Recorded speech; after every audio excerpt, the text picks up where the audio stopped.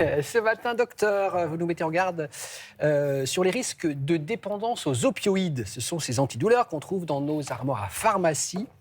Plein de questions qui vous sont parvenues, Vincent, notamment celle de Quentin d'Auxerre. Pourquoi les médicaments opioïdes entraînent-ils une dépendance ?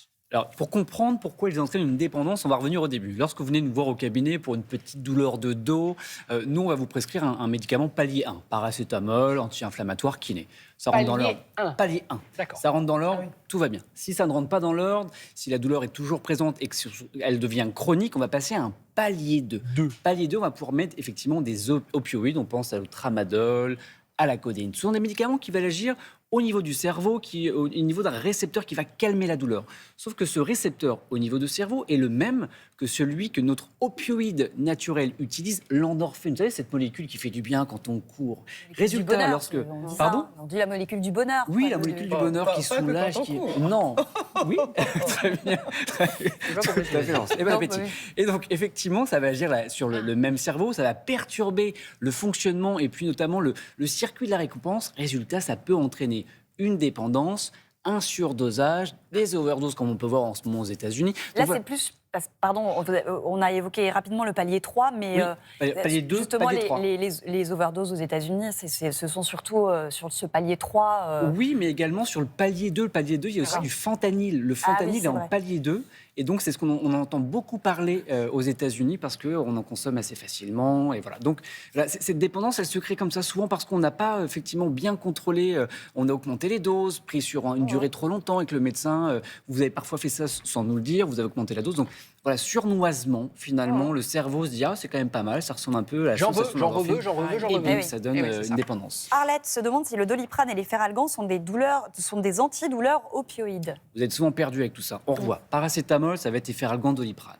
Anti-inflammatoire, ibuprofène, kétoprofène. Les opioïdes, on va avoir différents types. On va avoir ceux qui dérivent, qui viennent de dérivés naturels comme l'opium, codéine, morphine. Ensuite, on a les composés synthétiques, tramadol, fentanyl, et puis on a les semi-synthétiques, buprenorphine. Mais donc non, le paracétamol, le Doliprane et les Feralgan ne sont pas des opioïdes. D'accord. Les médicaments qui associent du tramadol ou de la codéine au paracétamol provoquent-ils un grand risque de dépendance ? Effectivement, il y a des médicaments qu'on peut regrouper. Je pense à l'Exprime, il y a plusieurs quand même parfois qui associent le Prontalgine également, différentes molécules. Donc il va y avoir la dépendance possible de la codéine ou du tramadol, mais en plus vous avez du paracétamol qui lui non plus n'est pas sans risque, et ça vous êtes nombreux à ignorer, qui peut causer des dégâts, notamment au niveau du foie.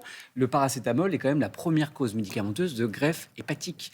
Donc, prudence là-dessus. Et petite attention également, souvent, quand vous prenez ce type de médicament qui associe tramadol et paracétamol, parfois, vous me rajoutez un petit Doliprane par-dessus, un petit paracétamol. Oui, parce que vous ne voyez pas que la dose, finalement, vous dépassez la dose des 1 gramme quand vous êtes un adulte de 50 kg. Et donc là, vous augmentez encore le risque d'effets secondaires et de toxicité pour le foie. Bon, quels sont vos conseils pour éviter le risque de dépendance à un médicament, demande Marie. Toujours voir avec votre médecin ou votre pharmacien. Ou pharmacien également, quand vous ne savez pas, parce que c'est aussi quelqu'un qui peut également vous renseigner. Attention à l'automédication et suivez bien quand même la prescription de ce qu'on met sur l'ordonnance, aussi bien la dose, oui, mais parce que souvent, moi j'ai des patients qui me disent « Ah, écoutez, j'avais encore mal à la tête, donc j'ai augmenté un peu la dose. » Un peu plus, j'ai mis non, quand même. surtout pas. On n'augmente pas la dose, on respecte bien ce qui est prescrit. Et à l'inverse, il y en a d'autres qui vont me dire « J'aime pas trop les médocs, du coup, j'ai pas pris toute la dose, j'ai diminué le dosage. » Donc non, c'est encore une fois, c'est vraiment adapté au poids. La durée, c'est l'une des explications. Si on vous met 5 jours de tramadol et que vous avez commencé de vous-même à en prendre un peu plus longtemps, ça peut engendrer un peu cette dépendance. Donc, dose, la durée, le moment de la prise, souvent, vous ne faites pas gaffe, on vous dit au moment du repas ou pas avant de vous coucher. Et en fait, ça peut avoir aussi un effet sur vos... Parce que parfois, quand on vous dit notamment, attention de ne pas prendre avant de vous coucher, parce que parfois le médicament peut se bloquer au niveau de l'œsophage. Quand vous vous couchez, il avance beaucoup moins facilement. Et parfois, ça peut faire des petites ulcérations au niveau de l'œsophage. Donc voilà, c'est tout un ensemble de choses, de précautions simples. On n'est pas là pour vous embêter, mais essayez de les suivre. Et si toutefois, encore une fois, au bout des 5 jours de traitement qu'on vous a donné, ça persiste, vous revenez nous voir, vous reconsultez, et puis on avise savoir s'il y a d'autres examens complémentaires à faire ou pas. De toute façon, on est d'accord, docteur, que le palier 2, les opioïdes, c'est sur ordonnance, c'est pas en vente libre. Oui, c'est sur ordonnance, effectivement. Mais parfois, on vient, on renouvelle, il faut refaire le point à juste titre. C'est parfois un peu compliqué. Merci, docteur.